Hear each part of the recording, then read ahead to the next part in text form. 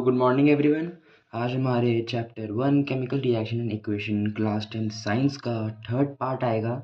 इसके अंदर हमने लास्ट टाइम जो वीडियो की थी पार्ट 2, उसके अंदर में डबल डिस्प्लेसमेंट रिएक्शन तक पढ़ा था। आज हम some other types of reaction पढ़ेंगे।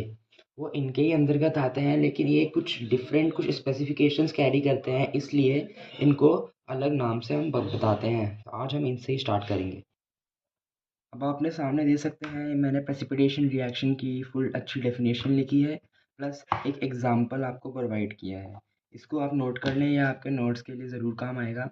जैसे कि आप देख सकते हैं इसके अंदर क्या लिखा है, the reaction in which N insoluble substance is form called precipitate. तो प्रेसिपिटेट एक इनसॉल्युबल सब्सटेंस होता है जो कि पोलर सॉल्वेंट यानी पानी के अंदर इनसॉल्युबल होता है, तो उसे हम प्रेसिपिटेट बोलते हैं। जब किसी रिएक्शन में प्रेसिपिटेट का फॉर्मेशन होता है तो उसे प्रेसिपिटेशन रिएक्शन हम कहते हैं। और ऐसे ही एग्जाम्पल है, इसके अंदर NaCl जो कि है सोडियम क्लोराइड, जो कि AgNO3 जो कि सिल्वर नाइट्रेट के साथ रिएक्ट करके सोडियम नाइट्रेट बना रहा है और सिल्वर क्लोराइड बना रहा है। तो जो सिल्वर क्लोराइड है इसको मैंने डाउनवर्ड्स एरो से डिनोट किया है। इसका मतलब ये जो हिस्सा है ये प्रेसिपिटेट है। आपको इसका कलर याद होना चाहिए, वो होता है वाइट कलर। इसको हम वाइट PPT, प्रेसिपिटेट का शॉर्ट फॉर्म PPT होता है। और एक रिएक्शन में या फिर इक्वेशन में इसे हमेशा डाउनवर्ड एरो से हम डिनोट करते हैं।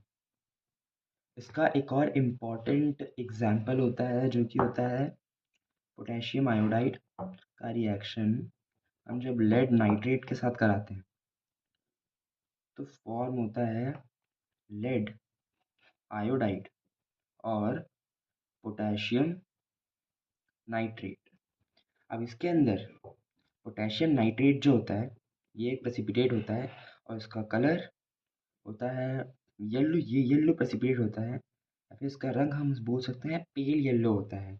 हम देख सकते हैं मैंने इसे भी यहाँ पर डाउनवर्ड्स एरो और PPT से डिनोट किया है। तो ये आपको भूलना नहीं है अगर वो स्पेसिफिक क्वेश्चन प्रेसिपिटेशन रिएक्शन का है, क्योंकि ये भी बताता है कि ये जो हिस्सा है या फिर ये जो हिस्सा है ये एक प्रेसिपिटेट फॉर्म हुआ, इसलिए हम इस रिएक्शन को प्रेसिपिटेशन रिएक्शन बोल रहे हैं। और अपने स्क्रीन पे देख सकते हैं सेकेंड टाइप ऑफ रिएक्शन जो कि है न्यूट्रलाइजेशन रिएक्शन। इस रिएक्शन का बेसिक मतलब ये होता है, जब एक एसिड और एक बेस रिएक्ट करते हैं तो वो एक सॉल्ट और वाटर का फॉर्मेशन करते हैं। ज़रूरी नहीं है सॉल्ट हमेशा कॉमन सॉल्ट ही हो, मतलब आप इसे ईट कर सको, लेकिन ये एक सॉल्ट होता है क्योंकि ये क्लोराइड और सल्फेट फॉर्म में फॉर्म होता है। तो अब यहाँ पे देख सकते हैं मैंने इसका एग्जांपल लिखा है HCl hydrochloric acid NaOH sodium oxide hydroxide. जब हम रिएक्शन कराते हैं तो NaCl मतलब कॉमन सॉल्ट या सोडियम क्लोराइड और H2O मतलब वाटर का फॉर्मेशन होता है।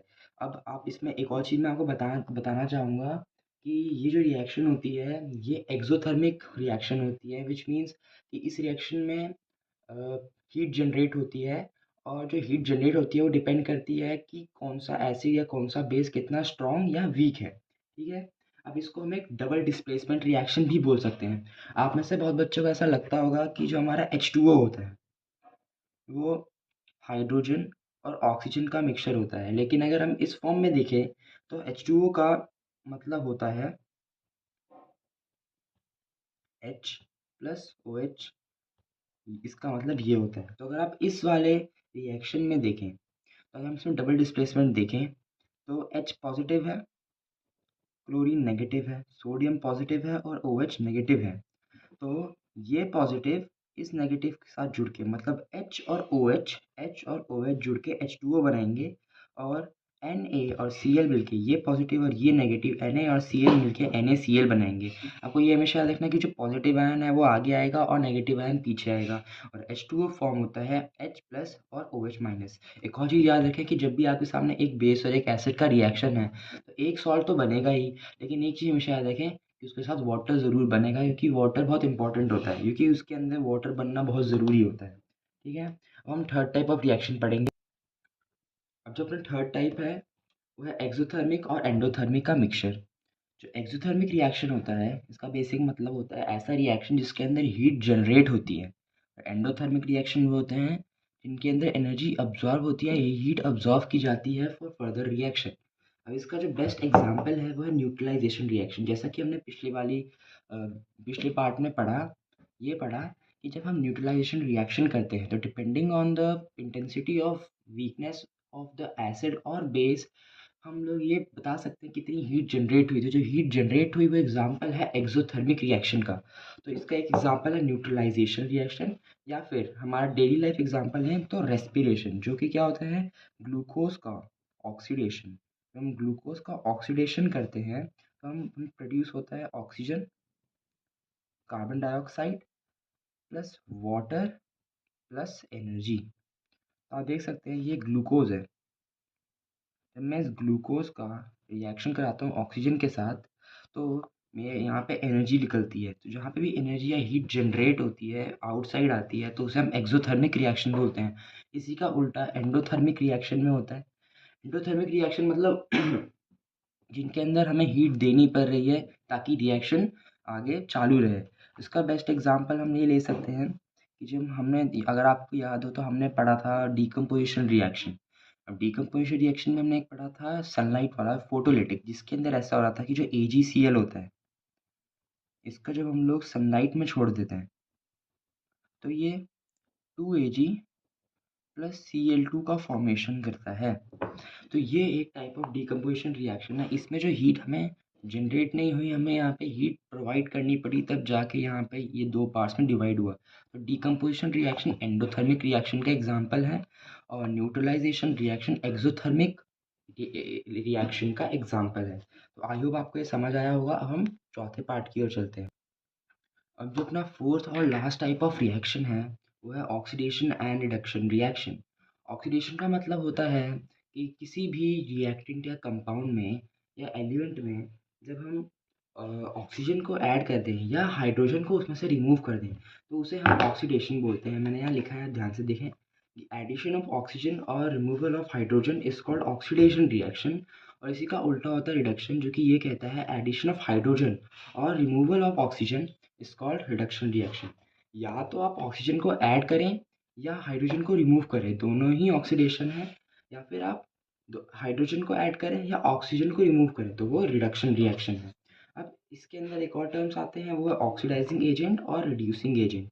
ऑक्सीडाइजिंग एजेंट वो होते हैं उनके पास ऑक्सीजन होता है और वो दूसरे कंपाउंड या एलिमेंट को ऑक्सीजन ट्रांसफ़र करते हैं और खुद रिड्यूस हो जाते हैं, तो उन्हें हम ऑक्सीडाइजिंग एजेंट बोलते हैं। और कोई ऐसा कंपाउंड या एलिमेंट जिसके अंदर हाइड्रोजन होता है और वो किसी और कंपाउंड को अपना हाइड्रोजन पास ओवर कर देता है ताकि उसका रिडक्शन हो जाए, लेकिन खुद वो ऑक्सीडाइज हो जाता है क्योंकि उसके अंदर से हाइड्रोजन का रिमूवल हो जाता है। तो आई होप आपको ये चीज़ समझ आई होगी। हम इसका एक एग्जाम्पल देखेंगे। एग्जाम्पल क्या है? CuO copper oxide plus hydrogen का जब हम रिएक्शन कराते हैं इन प्रेजेंस ऑफ हीट तो हमें मिलता है Cu प्लस H2O। अब देख सकते हैं कि रिएक्टेंट साइड पे CuO है और इधर पे Cu है, मतलब ऑक्सीजन का रिमूवल हो गया है। मतलब अगर हम इस पॉइंट से इस पॉइंट पर आएंगे तो CuO में से ऑक्सीजन हट गया है, तो removal of oxygen is called reduction reaction. ये जो हुआ इसको हम बोलेंगे रिडक्शन रिएक्शन। और दूसरा साइड आप देख सकते हैं हाइड्रोजन। हाइड्रोजन के अंदर पहले ऑक्सीजन नहीं था, लेकिन जब इसका ऑक्सीजन इसमें जुड़ा तो हाइड्रोजन के अंदर ऑक्सीजन ऐड हो गया, मतलब addition of oxygen is called oxidation reaction. तो ये हो गया अपना ऑक्सीडेशन रिएक्शन। अब क्योंकि CuO ने अपने अंदर का ऑक्सीजन प्रोवाइड किया ताकि हाइड्रोजन ऑक्सीडाइज हो जाए, तो ये सेल्फ रिड्यूस्ड हो गया, मतलब ये हो गया रिड्यूसिंग एजेंट। और इसी का उल्टा हाइड्रोजन जिसके पास H2 था लेकिन वो ऑक्सीडाइज हो गया, इसका मतलब ये हो गया अपना ऑक्सीडाइजिंग एजेंट। इसी के साथ अपना सारे टाइप्स ऑफ रिएक्शन तो कंप्लीट हो गए हैं। अब मैं आपको पढ़ाऊंगा different types of everyday life examples of oxidation. तो जो फर्स्ट टाइप ऑफ इफेक्ट होता है वो होता है कोरोजन। कोरोजन मतलब degradation of metals by the action of air, moisture और अ केमिकल। फिर एसिड की मदद से भी हम ये कर सकते हैं और इसको हम कोरोजन कहते हैं। ये एग्जाम्पल है ऑक्सीडेशन रिएक्शन का। इसके अंदर जो मेटल होता है वो ऑक्सीडेशन रिएक्शन के अंदर जाता है और जो चीज़ बाहर निकलती है वो किसी किसी केसेस में अच्छी होती है, लेकिन मोस्ट ऑफ द टाइम वो उसको क्वालिटी को डिग्रेड कर देती है। जैसे अब एग्जांपल है आयरन का। जब आयरन का हम ऑक्सीडेशन कराते हैं in the presence of moisture, तो वो बनाता है ferric oxide dot X H2O। ये एक्स का मतलब होता है कितने अमाउंट ऑफ वाटर मॉलिक्यूल भी हो सकते हैं। तो ये क्या कह रहा है कि जो Fe2O3 होता है, इसका कलर रेड होता है, और इसको हम लोग नॉर्मल भाषा में रस्ट कहते हैं। आपने देखा होगा कि अगर कोई कूलर या कोई भी मेटल फ्रेम बाहर रह जाता है बारिश के टाइम पे, तो बारिश खत्म होने के बाद उस पर रस्ट हो जाती है। तो उसी को हम एक टाइप ऑफ कोरोजन मान सकते हैं। फिर इसके प्रिवेंशन मेथड्स भी होते हैं, इसकी मदद से हम ऐसा होने से इसको रोक सकते हैं। जैसे कि पेंटिंग पेंटिंग ग्रीजिंग, ऑयलिंग, इन तीनों का काम सेम होता है। इनका काम ये होता है कि बस एक लेयर चढ़ाना आयरन या किसी भी कोरोसिव मेटल के ऊपर, जिससे उसका एटमॉस्फेयर के साथ जो जुड़ाव है वो हट जाए, ताकि उसमें कोरोजन दिखे ही ना। तो पेंटिंग तो आपको पता है, पेंट करके ग्रीजिंग या ऑयल लगा के या ग्रीस करके भी हम उसको प्रिवेंट कर सकते हैं कोरोजन होने से। गैल्वनाइजेशन का मतलब होता है जिंक कोटिंग। जिंक सिलेक्टिवली थोड़ा सा सस्ता होता है, तो हम किसी आयरन या किसी भी अप्लायंस जो भी मतलब कोरोड हो सकती है, उसके ऊपर हम जिंक कोटिंग अगर कर दें, तो चांसेस हैं कि वो कोरोड नहीं होगी एक वक्त ऑफ टाइम तक। और क्रोमियम प्लेटिंग, आपने एट्थ साइंस में इलेक्ट्रोप्लेटिंग पढ़ी होगी, कैसे हम एक मेटल के ऊपर दूसरा मेटल को इलेक्ट्रोप्लेट कर देते थे। तो उस तरीके से हम क्रोमियम को अगर किसी पर इलेक्ट्रोप्लेट कर देते हैं, तो चांसेस है कि वो ज़्यादा वक्त तक सर्वाइव कर जाएगा। अब जैसे फिफ्थ है हमारा एलोइंग। एलोइंग मतलब दो मेटल्स को एक साथ रिएक्ट कराना, एक न्यू मेटल का फॉर्मेशन करना, जो कि उन दोनों से ही पावरफुल हो।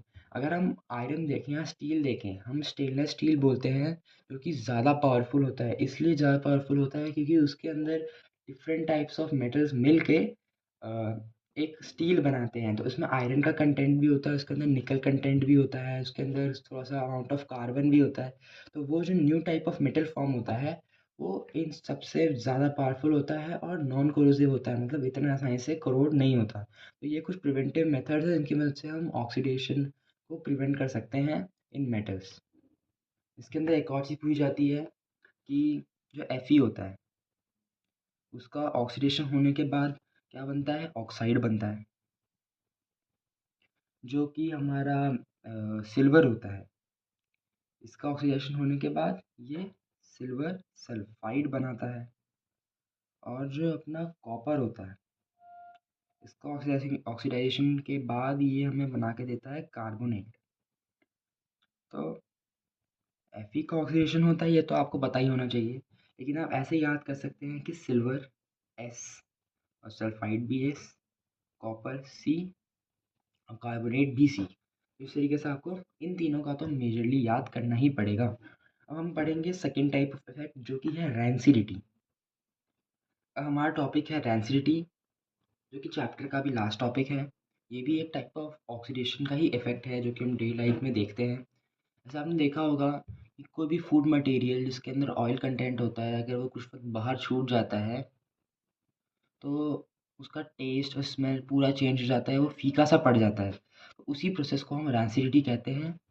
केमिस्ट्री की भाषा में हम क्या लिखेंगे कि फूड मटेरियल कंटेनिंग फैट और oil when left for a long period of time become rancid, it smell and taste also changes, it is a type of oxidation reaction.